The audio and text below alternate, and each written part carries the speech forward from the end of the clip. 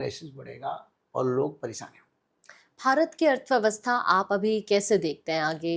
अभी तो ठीक है, पर आगे एग्रीकल्चर ठीक नहीं होगा। एग्रीकल्चर में हमारी दिक्कत? सरकार के बुद्धिमत्ता को मैं बड़ा प्रशंसा करता हूँ, सम्मान करता हूँ। इसी समय संयम और धीरता और स्थिरता जरूरी है, क्योंकि जब चाहते हैं भारत को फंसाने के लिए, हमको सोचना चाहिए हमको ना फंसा जाए, क्योंकि ये चक्रव्यूह कर रहा है। अकेला भारत के साथ कोई लड़ने की सामर्थ्य नहीं है। आज के दिन में अगर अकेला कोई कंट्री, भारत की कोई भी कंट्री भी हो विश्व में, बड़े बड़े मुख्य शक्ति अकेला भारत के साथ लड़ नहीं पाएंगे। हम मिलकर लड़ेंगे तो भारत को परेशान करेंगे, पर ये मिलकर लड़ने की समय है तो सरकार क्यों लड़ेगा? इसलिए सरकार बहुत अच्छा स्टेप ले रहे हैं। हमारी देश की जो कूटनीति सारा विश्व प्रसारित है और हमारे देश की प्रधानमंत्री के ज्ञान गारिमा बहुत अच्छा है। इसीलिए हम आज शांति में हैं, हमारे देश प्रगति की ओर जा रहे हैं। इतने बड़े क्राइसिस के बाद भी विश्व में जितना असर पड़ा है, हमारे देश में उसका कोई असर नहीं पड़ा है। हम घूमते फिरते खाते पीते, महंगाई भी इतना बढ़ा नहीं, बड़ा अच्छा समय चल रहा है। पर इस समय ऊपर बड़ा बाधा आएगा, क्योंकि ये वार आगे ख़त्म नहीं होगा।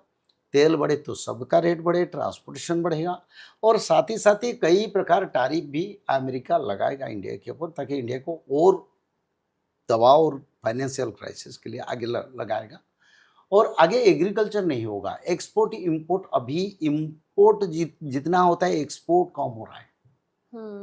तो एक्सपोर्ट नहीं होगा तो भारत का अर्थनीति कैसे बढ़ेगा? वो एक्सपोर्ट क्यों नहीं हो रहा है? अमेरिका ईरान के वार की वजह से। अगर एक्सपोर्ट चलता तो भारत में इस साल जो पैसा एक्सपोर्ट में आ रहा था वो कम होता जा रहा है, फॉरेन मनी। तो इसलिए ये सब अमेरिका जानता है, ऐसे करके मैं भारत को परेशानी करूंगा, रशिया को परेशान करूंगा। रशिया तो बहुत विशाल कंट्री है, उनका बहुत देश के साथ बिजनेस है, तो उसका कुछ नहीं, भारत के ऊपर असर आ रहा है। आगे एग्रीकल्चर के कारण सारा विश्व में नहीं होगा और भारत में नहीं होगा, इसलिए आर्थिक स्थिति के ऊपर बहुत प्रेशर होगा। और नौकरी में जितने फॉरेन इन्वेस्टर, जैसे हमारा ग्लोबलाइजेशन पॉलिसी हुआ था, फॉरेन इन्वेस्टमेंट जो था वो कंपनी में के जो सॉफ्टवेयर सेक्टर बोलो, टेक्नोलॉजी सेक्टर बोलो, वो नौकरी से लोगों को निकल रहा है। और अभी भी ऐसा तो कई बड़ी भारतीय कंपनी निकलता नहीं। हाँ। कौन निकालते हैं? जो विदेशी कंपनी आए थे, भारतीय कंपनी से कम निकलते हैं, ज्यादा वो लोग निकालते हैं, क्योंकि उनकी ये सब एक चक्रव्यूह है। और भारत के लोग ज्यादा विश्व में सभी देश में नौकरी करते हैं, वो भी निकल जाते हैं।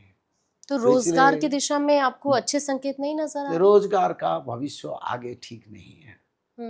बेरोजगारी बढ़ेगी? नहीं, पिछले समय से पीछे चलेंगे, पिछले समय से आगे चलना मुश्किल है, क्योंकि अभी सारा विश्व एक क्रूशियल पीरियड में चल रहा है। हाँ, हमारी स्थिति सारा विश्व के अगर कंपेयर करें, यानी अमेरिका को भी कंपेयर करें, हमारे देश में हम शांति में हैं। तो कोविड के जैसे हालात जो बने थे, क्या उससे भी बुरे हालात आप देख रहे हैं? बिल्कुल, कोविड तो एक छोटा सा स्ट्राइक था, आगे तो विनाश का समय आ रहा है। सब क्षेत्र पर विनाश होगा, सब क्षेत्र पर एक शून्यता दिखाई देगा, जिस शून्यता को पूर्ण करने के लिए सामर्थ्यता नहीं।